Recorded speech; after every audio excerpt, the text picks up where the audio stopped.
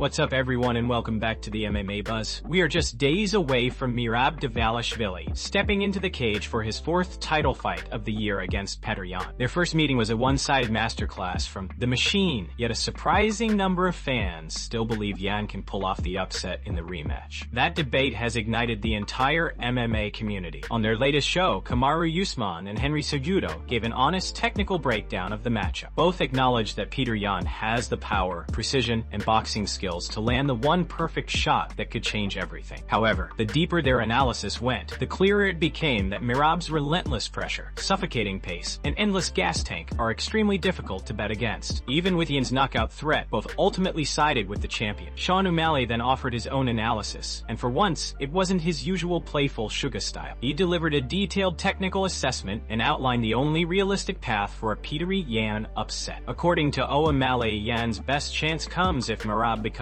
overly confident in his striking. Merab has shown improvements in his hands, nearly knocking out Corey Sandhagen and throwing more combinations in recent fights, including against Umar Dartiar. But O'Malley warned that Yan is not someone you can face with your chin high or your guard loose. Yan's counters are sharp, his timing is precise, and he's willing to sit in the pocket and trade. Even with that danger, O'Malley emphasized that Merab's fight IQ is one of his greatest strengths. Smarter than his regular IQ, he joked, and believes Merab will avoid getting drawn into unnecessary striking exchanges. While anything can happen in a fight, O'Malley ultimately leaned toward Merab retaining the title unless he abandons his strengths, falls in love with his hands, and gets caught by Yan's counterpunching. Before moving on to the next news, we have a quick request for you. We're always working to improve our content and truly value your support. If you could take a moment to leave a like on this video, subscribe to the channel, and hit the bell icon, it would mean a lot to us. That way you'll never miss an update. Move on to another news. The heavyweight division remains stuck in limbo. With Jon Jones now officially retired, fans expected the division to finally move forward, but progress has been slow. The recent IPO controversy only added more uncertainty, prompting Tom Aspinall to fire back at critics, including Dana White, with unfiltered frustration. He called out the losers and hatters, who he believes have nothing positive happening in their own lives. As things stand, no rescheduled fight has been announced, leaving the division frozen once again. While the title picture remains unclear, Joe Rogan is already turning the spotlight toward what he believes could be the next major force at heavyweight, Gable Steveson. The Olympic gold medalist has been gaining attention with a series of devastating knockouts, and Rogan is pushing hard for the UFC to sign him. According to Rogan, Steveson has all the tools to become a superstar: elite wrestling, explosive athleticism, and natural knockout power. Steveson has also been training with former heavyweight champion Jon Jones, who is equally enthusiastic about getting him into the UFC. With Jones backing him and Rogan publicly campaigning for his signing, momentum is quickly building around the young prospect. Many believe that, once he debuts, Gable could shake up a division that desperately needs fresh talent and new storylines. Rogan didn't hold back in his praise, calling the heavyweight division devoid of talent and declaring Steveson as the guy to watch. He emphasized Stevenson's rare athletic ability, a 250-pound Olympic champion who moves with the speed and agility of a much lighter fighter. Rogan even revealed that he texted Dana White directly, sending him a video of Stevenson's latest knockout and warning him that the entire division will be in trouble once Gable arrives. In that fight, Steveson knocked out his opponent with a clean left hand, then took him down as he was already unconscious. Rogan highlighted moments like his effortless leap over the top rope after the finish as proof of his freakish athleticism. Move on to another news. Islam Makhachev has spoken out following UFC Qatar, offering major praise for Arman Tsarukyan. Islam said Tsarukyan did exactly what a true No. 1 contender is supposed to do, and while he expected Arman to win, he did not expect such a dominant performance over Dan Hooker. According to Islam, Arman didn't just secure a victory, he made a real statement and proved he has fully earned his title shot. Islam also admitted he regrets not moving up to welterweight earlier in his career. For years, he forced himself to cut massive amounts of weight, even during his championship run, but in his recent fight at 170 pounds, he didn't feel undersized. Instead, he felt equal in size and strength, which made him realize he could have made the move a long time ago instead of draining himself every camp. While Islam's rise at welterweight continues to dominate headlines, Shavkat Rakhmonov quietly added fuel to the fire. Rakhmonov questioned how impressive Islam's win over Jack Della Maddalena truly was, suggesting there may be more to evaluate. A potential clash between Rakhmonov and Makhachev would be massive, especially across the Russian region where both fighters command huge fan bases. Years years ago, even rumors of Rakhmonov facing Khamzat Chimaev sent shockwaves through the MMA community, and adding Islam to that conversation only raises the stakes. Now, one of the coldest, undefeated talents in the division appears to be circling the new two-division champion.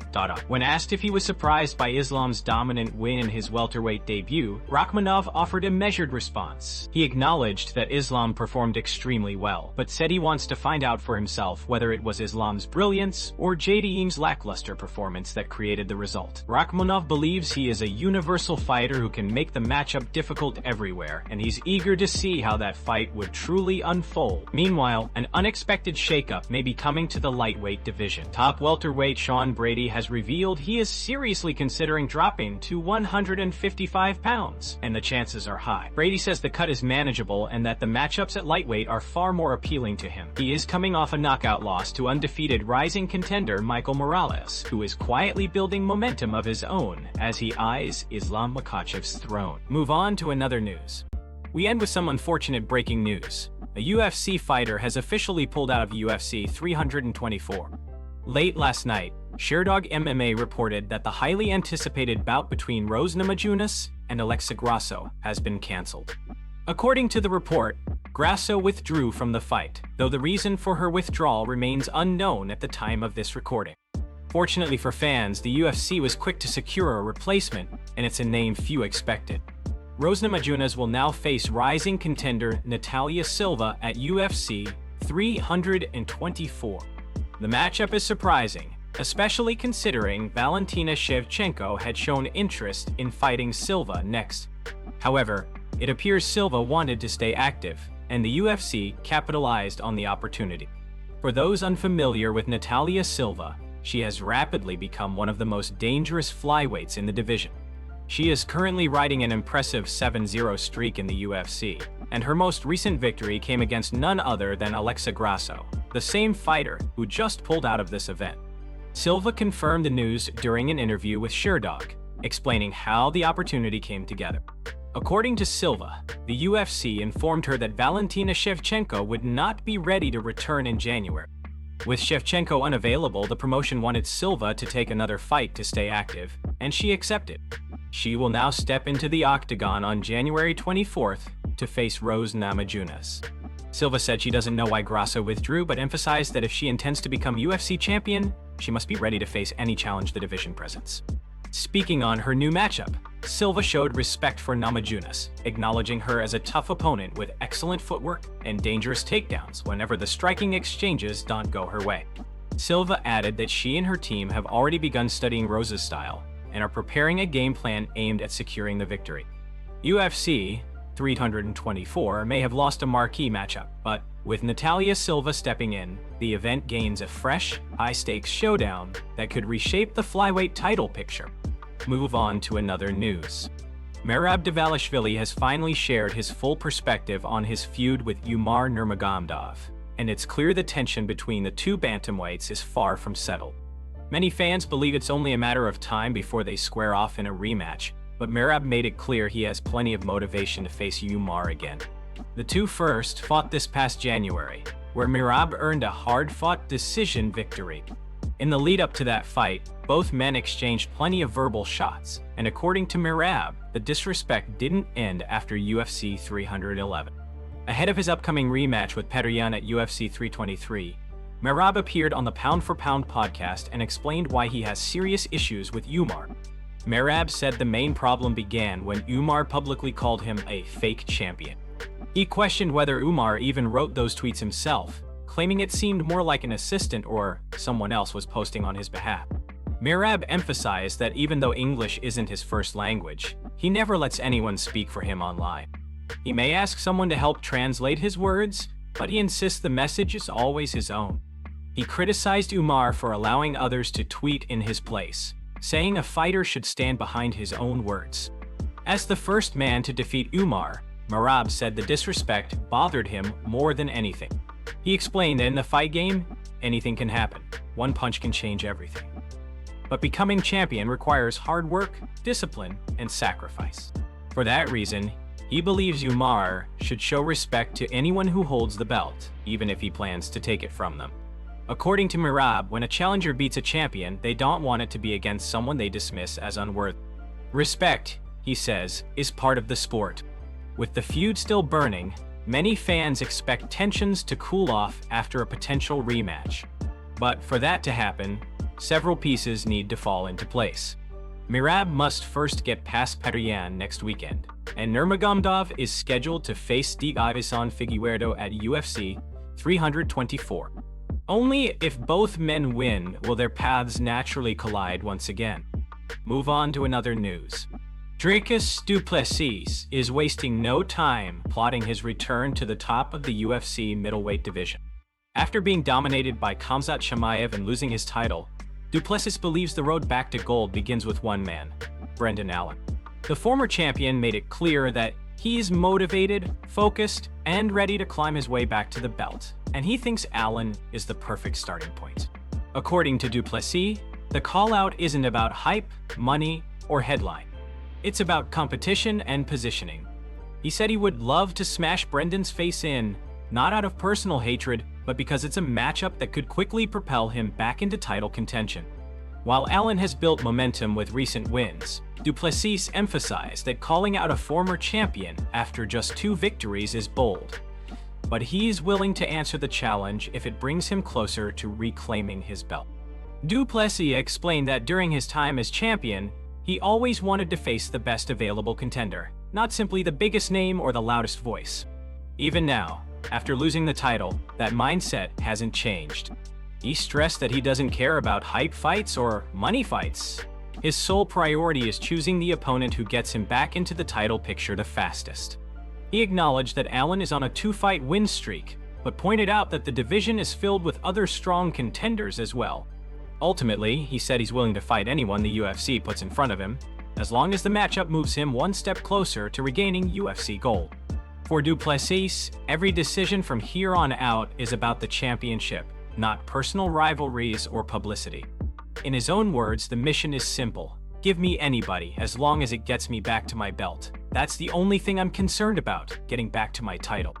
With du Plessis eager to return and Brendan Allen emerging as a confident challenger, the middleweight division could be heading toward a high-stakes showdown that reshapes the path to the next title shot. Move on to another news. Kamaru Usman has responded to Tyron Woodley's recent comments. Earlier, Woodley dismissed Dana White's claim that Usman is the greatest welterweight of all time. According to Woodley, Usman does not deserve the GOAT title. He argued that his own path was far tougher, pointing out that he defeated top contenders like Demian Maia, Robbie Lawler, and Stephen "Wonderboy" Thompson. Woodley also accused Usman of accepting every fight simply to stay in Dana White's good graces. Usman has now addressed Woodley's remarks on his Pound for Pound podcast. He said that, despite everything, he has always been a fan of Woodley, but Woodley's recent behavior is making it extremely difficult for him to remain one. Usman expressed confusion over the hostility, saying he has never spoken negatively about Woodley in public and doesn't understand why Woodley continues to attack him. He added that Woodley has repeatedly criticized him, his team, and even their manager, insisting that it is unfair to blame others for the way Woodley's own career unfolded. Usman said he once admired Woodley deeply, but these ongoing comments are disappointing and uncharacteristic of someone he respected. The debate over the welterweight GOAT continues beyond these two fighters. Recently, on the Ariel Helwani show, Carlos Prates said he believes Usman is the greatest welterweight of all time. However, Helwani immediately shut down that idea, insisting that Georges St-Pierre remains the true standard in the division. Helwani emphasized that while Usman may want another shot at the title, the legacy of GSP still stands above everyone else. Move on to another news. Joshua Van has sent a strong warning to Alexander Pantoja ahead of their showdown this weekend at UFC 323. Van is on the verge of making history, aiming to become the first UFC champion born in the 2000s. His rise has earned widespread attention on social media, largely because of how active he has been. Over the last 5 years, Van has competed in impressive 21 fights, averaging 5 bouts per year, a level of activity that places him among the most consistent fighters on the roster. Now that he finally has a title opportunity, Van made it clear during Media Day that he didn't come this far to fall short. He said he's here to take the belt from one of the greatest flyweights to ever compete, Alexander Pantoja.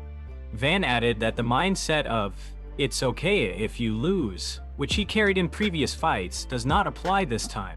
He emphasized that his only focus is becoming champion, and he's not entertaining the possibility of defeat. Van also continued to praise Pantoja, calling him the flyweight GOAT over Demetrius Johnson. He explained that since he began watching UFC after 2017, he never witnessed Johnson's historic run in real time. Instead, he grew up watching Pantoja dominate the division and win the belt around the same time Van made his own debut. Because of that, Pantoja became the benchmark of greatness in his eyes. Meanwhile, Pantoja also spoke at Media Day and revealed that he is targeting the #1 spot on the UFC's pound-for-pound rankings. He acknowledged that surpassing elite fighters such as Islam Makhachev, Khamzat Chimaev, and Merab Dvalishvili will be extremely difficult. Still, he said he's grateful to be competing in an era where the UFC is stacked with exceptional champions and contenders. Pantoja expressed pride in being part of that group and said his goal on Saturday night is to prove he is the best fighter in the world.